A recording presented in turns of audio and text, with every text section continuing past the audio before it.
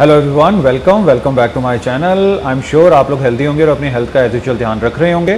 So guys, आज मैं आप लोगों को मिलवाने वाला हूँ साइंटिस्ट सुनील से। आज हम उनसे बात करेंगे प्रोटीन के बारे में कि प्रोटीन का एक्चुअल मीनिंग क्या है और प्रोटीन बनता कैसे है, इसके अलावा प्रोटीन किसको कितना यूज़ करना चाहिए। So let's go guys.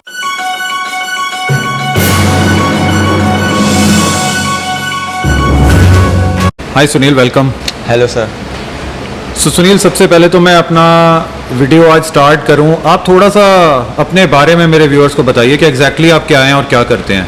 Alright, so I am into a working professional और मैं जो क्लिनिकल ट्रायल्स होते हैं उस डोमेन में हूँ। एंड मेरा बैकग्राउंड मास्टर इन फार्मेसी है। अच्छा। एंड जितनी भी एमएनसीज होती हैं उनके जो भी क्लिनिकल ट्रायल्स होते हैं वो हमारे क्लाइंट्स हैं और वो अपना क्लिनिकल ट्रायल का डेटा हमें देते हैं। एंड देन हमारी रिस्पॉन्सिबिलिटी होती है उस डेटा को एनालाइज करके जहाँ जहाँ पे उनको पब्लिश करना है हम वहाँ पे उनको पब्लिश करते हैं।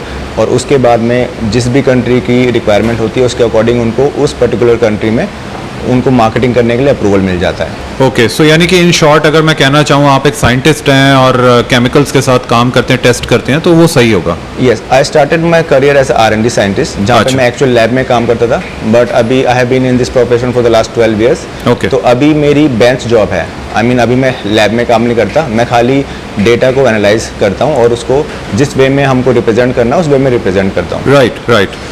तो सुनील, मोस्टली हमारी जिम्स में मशीन्स, अच्छा एनवायरनमेंट, उसके अलावा जिस चीज़ के बारे में सबसे ज़्यादा बात होती है वो होती है प्रोटीन के बारे में। तो हमारे जिम यूज़र्स को आप थोड़ा सा ये बताओ कि एक्चुअली में प्रोटीन है क्या। बहुत से लोगों को बहुत सारे मिथ्स हैं। सो एज अ साइंटिस्ट आप प्रोटीन को कैसे डिस्क्राइब करोगे? ऑलराइट, सो देखो, प्रोटीन हमारी बॉडी की जो न्यूट्रिशनल रिक्वायरमेंट है उसका अगर हम बोलें कि हमारी बॉडी के जो बिल्डिंग ब्लॉक्स हैं उसके लिए प्रोटीन रिक्वायरमेंट है। ठीक है। ऑल्दो वो एनर्जी भी देंगे बट जो main prime source of energy है वो आपका कार्बोहाइड्रेट एंड देन उसके बाद में फैट्स एंड प्रोटीन। लेकिन बॉडी बनाने के लिए आपके जो सेल्स एंड टिश्यू है उसकी बिल्ड करने के लिए, उसको रिपेयर करने के लिए प्रोटीन सबसे इंपॉर्टेंट है। इसलिए सबसे ज़्यादा इंपॉर्टेंस शायद प्रोटीन को ही दिया जाता है।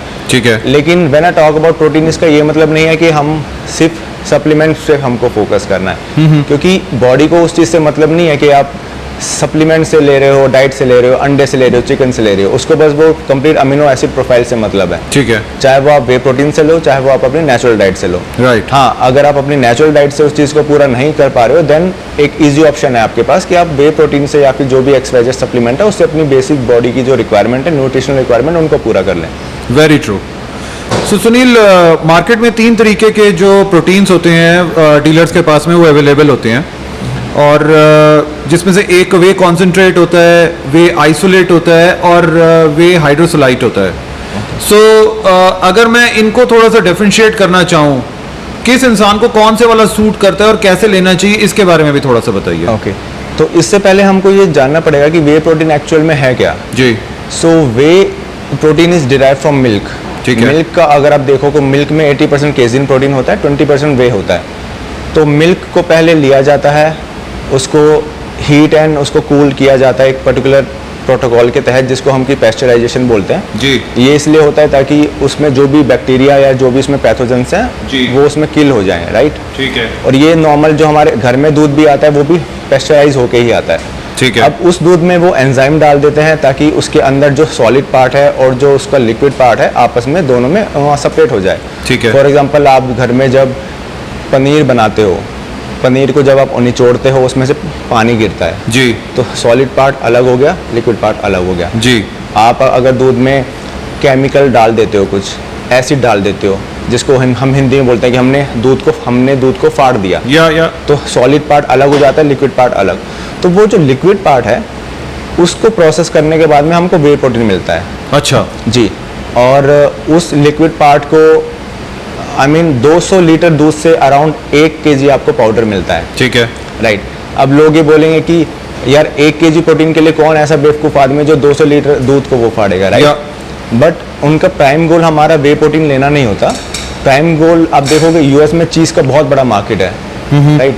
तो जो उनका मेन प्रोडक्ट है जो उनको दूध से चाहिए वो चीज़ है, लेकिन पहले उस बाय प्रोडक्ट को वो लोग फेंक देते थे, उसको डिस्कार्ड कर देते थे। लेकिन अभी प्रोसेस है कि उसी से वो पहला स्टेप होता है कि उसको फिल्टर करते हैं एंड देन उसके बाद में हॉट एंड कूल एयर जो हमारा स्प्रे डाइट प्रोसेस होता है उससे वो पाउडर मिलता है। तो सबसे पहले जो हमारा प्रोडक्ट मिलता है डैट इज़ वे कॉन्सेंट्रेट का मतलब किसी चीज़ को कॉन्सेंट्रेट कर दिया, मतलब जो इतना सारा लिक्विड था उसको उन्होंने कॉन्सेंट्रेट करके पाउडर फॉर्म में कर दिया। ठीक है। अब वेव कॉन्सेंट्रेट जो होता है उसका प्रोटीन कंटेंट होता है समवेयर अराउंड 40% से 80% तक हो सकता है। अच्छा। राइट। हमारी जो फिटनेस इंडस्ट्री में जो प्रोटीन पाउडर यूज़ होता है एज अ सप्लीमेंट उसका अप्रॉक्सीमेटली 75 to 80% होता है। अब उसमें फैट्स भी होते हैं थोड़ा बहुत उसमें कार्बोहाइड्रेट भी होता है। मेजरली उसमें जो मिल्क में चीनी होती है ना, सबसे ज़्यादा प्रीडोमिनेंटली जो फाउंड होती है उसको बोलते हैं लैक्टोज। लैक्टोज है आपका ग्लूकोज प्लस गैलेक्टोज। ठीक है। इसीलिए बहुत से लोगों को आपको देखा होगा वे प्रोटीन हजम नहीं होता। ठीक है।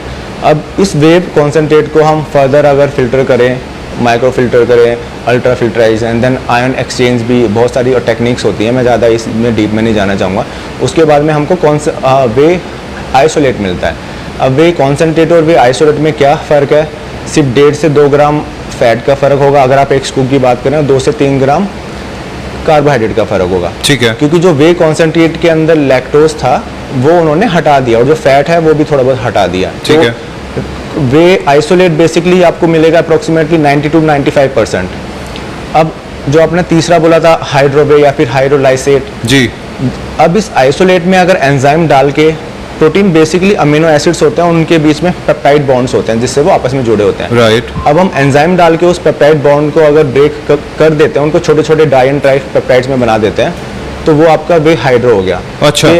पहले आप नॉर्मल प्रोटीन खाओगे, आपके स्टमक में जाएगा, एंजाइम्स होंगे उसको तोड़ने का काम करेंगे।